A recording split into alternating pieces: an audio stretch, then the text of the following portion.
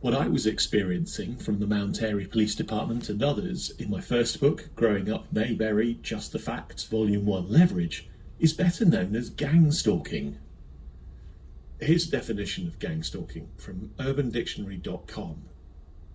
1. What is gang stalking? Gang stalking is simply a form of community mobbing and organised stalking combined.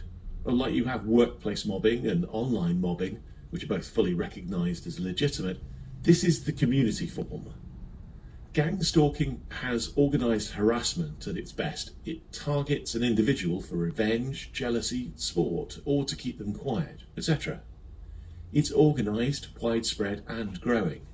Some describe this form of harassment as a psychological attack that can destroy a person's life while leaving little or no evidence to incriminate the perpetrators.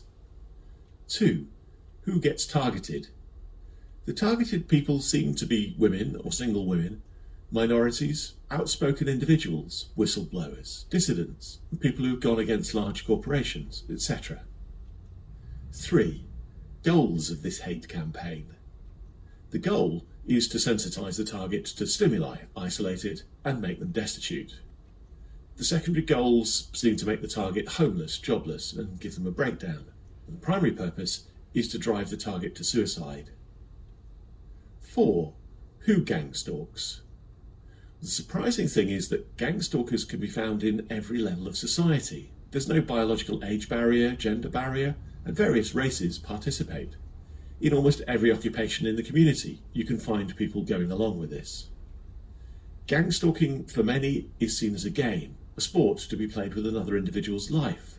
Many do not understand or care that the end consequences of this game is to destroy a person. 5. Why they gang stalk. It's conceivable that the participants in the harassment don't even know why the person has been targeted, nor would most of these individuals have any personal stake in harassing the victim. Gang stalking is both an addictive behaviour and a form of entertainment for the stalkers.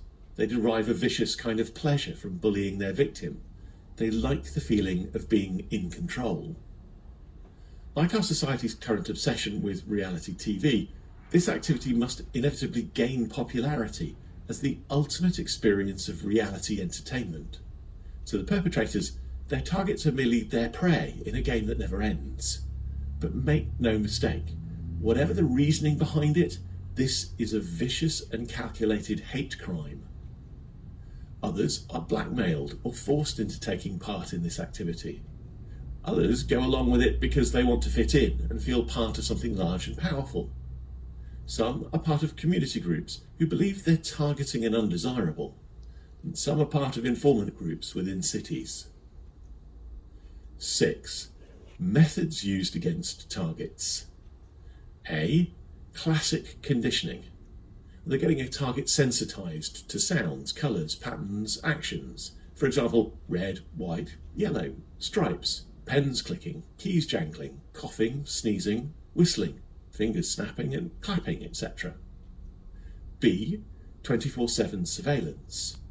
This will involve following the target everywhere they go.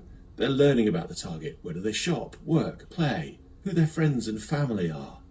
They're getting close to the target, moving into the community or apartment where they live, across the street, and bugging the target's phone, house and computer. C. Isolation of target. This is done via slander campaigns and lies. For example, saying the target's a thief or into drugs, a prostitute, paedophile, crazy, in trouble for something and needs to be watched.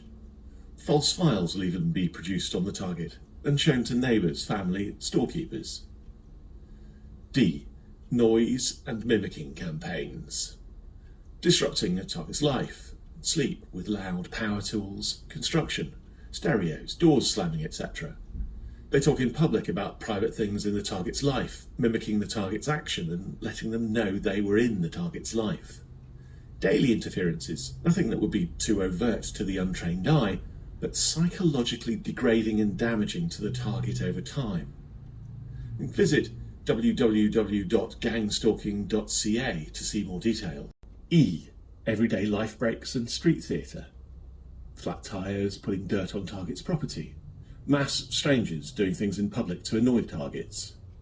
These strangers might get text messaged to be at a specific time and place and perform a particular action.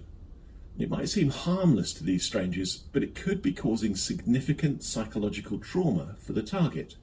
For example, blocking a target's path, getting ahead of them in line, cutting or boxing them in on the road, saying or doing things to elicit a response from targets, etc. 7. Where can you get help if you're a target? Use these excellent links to learn more and to get help. 1. www.gangstalking.ca. 2. http://catchcanada.org. 3.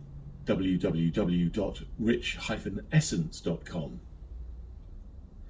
8. Gangstalking is an illegal form of harassment. However, when targets seek help, they still get quite a bit of resistance.